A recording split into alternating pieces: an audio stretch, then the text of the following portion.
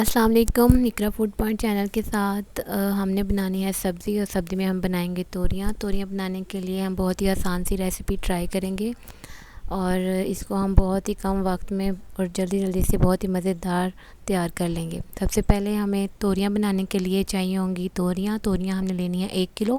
1 کلو توریوں کو ہم نے اچھے سے واش کر لینا، واش کر کے ہم نے ان کے چھوٹے چھوٹے پیسز میں اس طرح سے کٹ کر کے رکھ لینا ہے۔ اس کے بعد ہم نے لیے یہاں پہ 2 عدد پیاز کو بھی ہم نے کٹ کر کے رکھ لینا ہے۔ ہم نے یہاں پہ لیے 3 عدد ٹماٹر کو ہم نے چھوٹے چھوٹے پیسز میں کٹ کر لیا ہے۔ اس کے بعد ہم نے 1 چمچ فل بھر کے لینی ہے لال مرچ، 1 چمچ نمک، اور 1 چائے کا چمچ ہم نے پسا ہوا دھنیا، اور ہاف چائے کا چمچ ہم نے ہلدی۔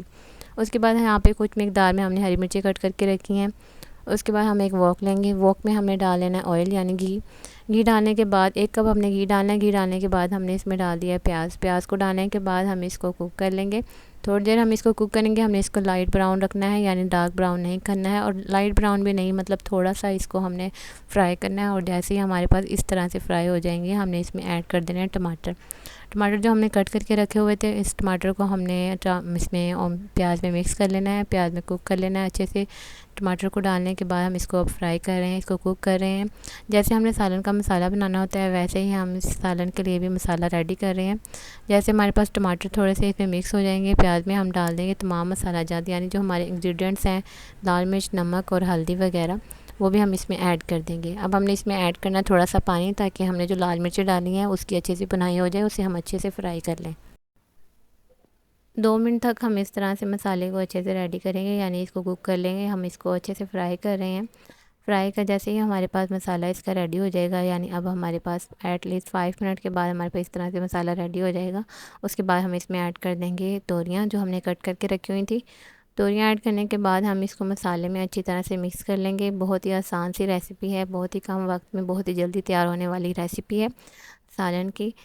اب ہم اس میں مسالے میں اس میں ایڈ کر رہے ہیں، یعنی کہ جو ہم نے سالن کے لیے مسالہ بنایا تھا اس کو توریوں میں اچھے سے مکس کر کے ہم اس میں ڈال رہے ہیں پانی ہم نے ڈالا ہے آدھا گلاس پانی ڈالنے کے بعد ہم اس کو ڈھک کے رکھ دیں گے۔ ایٹ لیسٹ 10 منٹ کے لیے ہم اس کو ڈھک کے رکھ دیں گے۔ 10 منٹ کے بعد ہم دوبارہ اوپن کر کے دیکھیں گے، ابھی اس میں پانی موجود ہے، اس کو مزید پکانے کی ضرورت ہے، لیکن اس سے پہلے ہم اس میں ایڈ کر دیتے ہیں ہری مرچیں جو ہم نے کٹ کر کے رکھی ہوئی تھی، وہ بھی اس میں مکس کر دیں گے۔ اس میں مکس کرنے کے بعد ہم دوبارہ سے اس کو ڈھک کے رکھ دیں گے 5 سے 6 منٹ کے لیے، تاکہ جو اس کا پانی ہے وہ ڈرائی ہو جائے۔